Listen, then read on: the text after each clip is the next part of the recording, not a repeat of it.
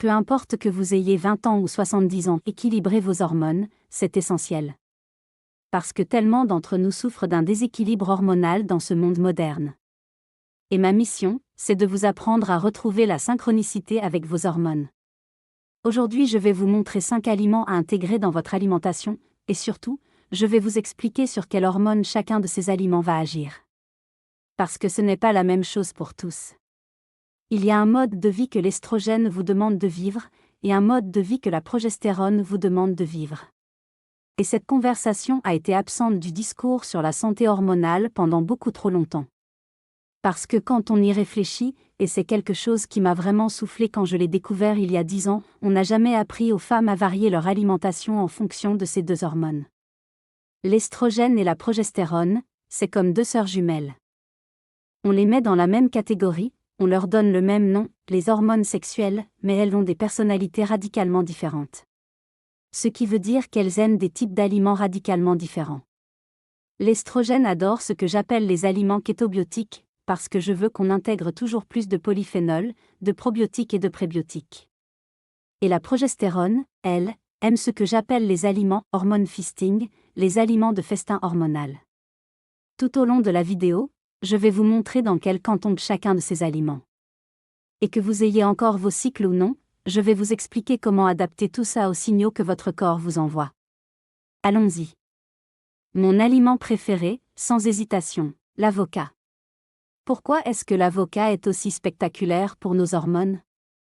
Je le place dans le camp de l'estrogène, et voici pourquoi.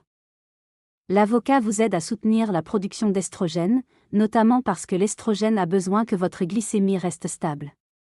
Et si vous ajoutez un avocat à presque chaque repas, vous ralentissez le pic de glycémie après le repas.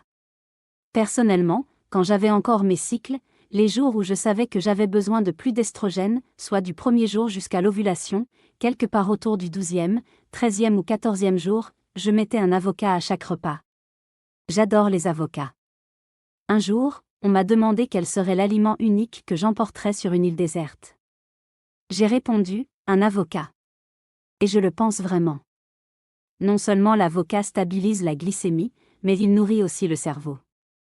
Le cerveau est constitué à 50% de graisse, il a besoin de bons lipides pour fonctionner de façon optimale. Et l'avocat fournit exactement ça. Autre raison de l'adorer, il nourrit le microbiome intestinal. Et le microbiome, on en a absolument besoin pour dégrader les hormones correctement. Donc l'avocat coche plusieurs cases à la fois quand il s'agit de soutenir une bonne production d'estrogène. Mon deuxième groupe d'aliments favoris pour soutenir nos hormones, ce sont les aliments amers. On parle ici de la chicorée rouge, du pissenlit, du citron, du gingembre. Des aliments franchement amers. Et ce que font les aliments amers, c'est qu'ils soutiennent à la fois la santé intestinale et la santé du foie. Quand on parle d'hormones, il y a deux faces de la médaille. D'un côté, il faut produire les hormones, c'est ce que l'avocat nous aide à faire pour l'estrogène. De l'autre côté, il faut pouvoir dégrader et éliminer les hormones qu'on a produites. Et là, c'est le foie qui joue un rôle central. Les aliments amers sont les meilleurs alliés du foie. Ils aident votre foie à décomposer toutes les hormones sexuelles, pas seulement l'estrogène. C'est pourquoi ils s'appliquent à l'ensemble du cycle. C'est le moment où l'estrogène est à son pic, où la progestérone monte, où la testostérone culmine, c'est le moment parfait pour soutenir leur dégradation avec les aliments amers.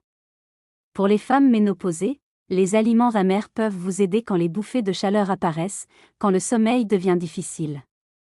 Votre foie a besoin de soutien pour dégrader l'estrogène restant, et les aliments amers sont là pour ça. Le troisième aliment, c'est un que tout le monde ne sait pas forcément comment utiliser, et certains le trouvent controversé.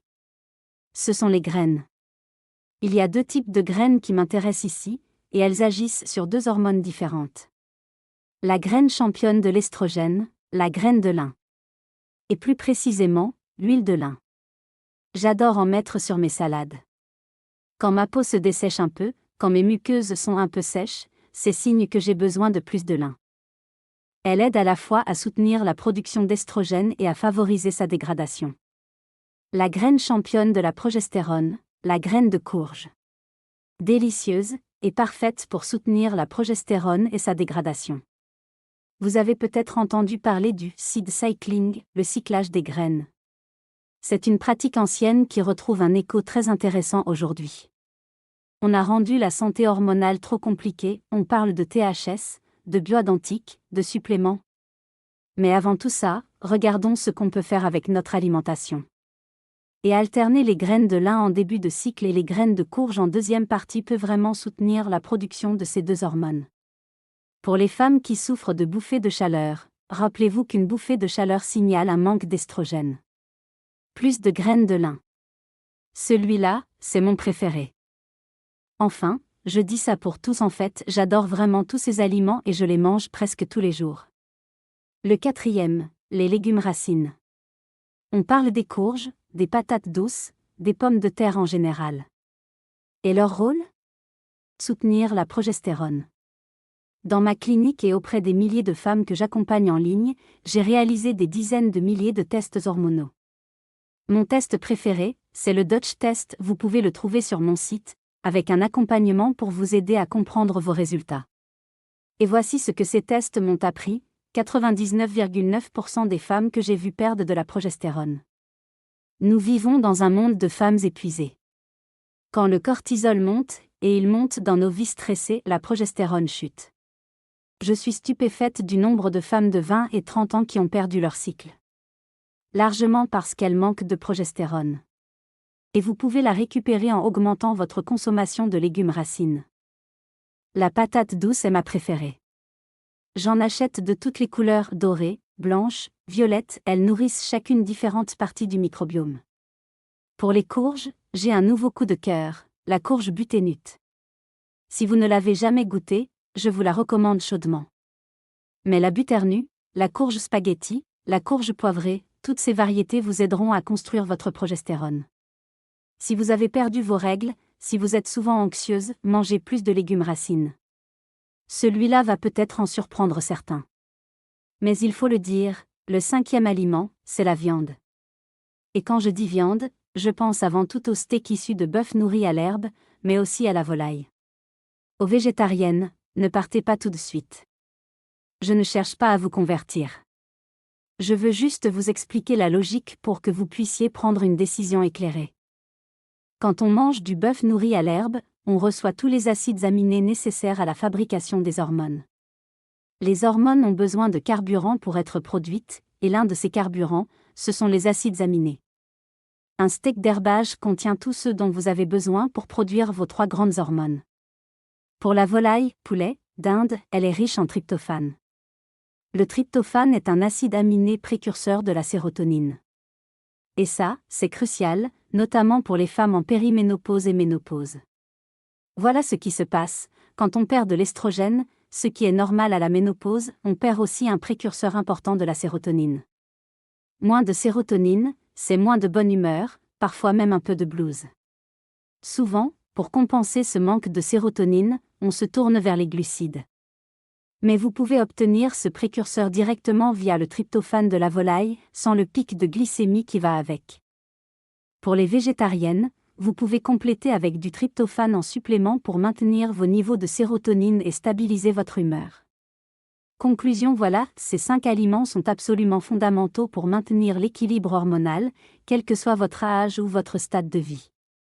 Quand vos hormones sont équilibrées, votre humeur est stable, vos cycles sont réguliers, vos envies alimentaires sont maîtrisées, votre sommeil s'améliore. Les hormones dirigent absolument tout ce que nous faisons dans la vie, et ces 5 aliments ont un impact massif sur cet équilibre. J'espère que ça vous aide. Et dans les commentaires, j'aimerais que vous partagiez vos recettes préférées avec ces 5 aliments. Comment vous les utilisez au quotidien ? Je suis vraiment curieuse de découvrir ce que vous faites en cuisine. Je m'appelle Sophie Méret et je suis experte en nutrition. Abonnez-vous pour toujours recevoir mes prochaines vidéos. Abonnez-vous et à bientôt.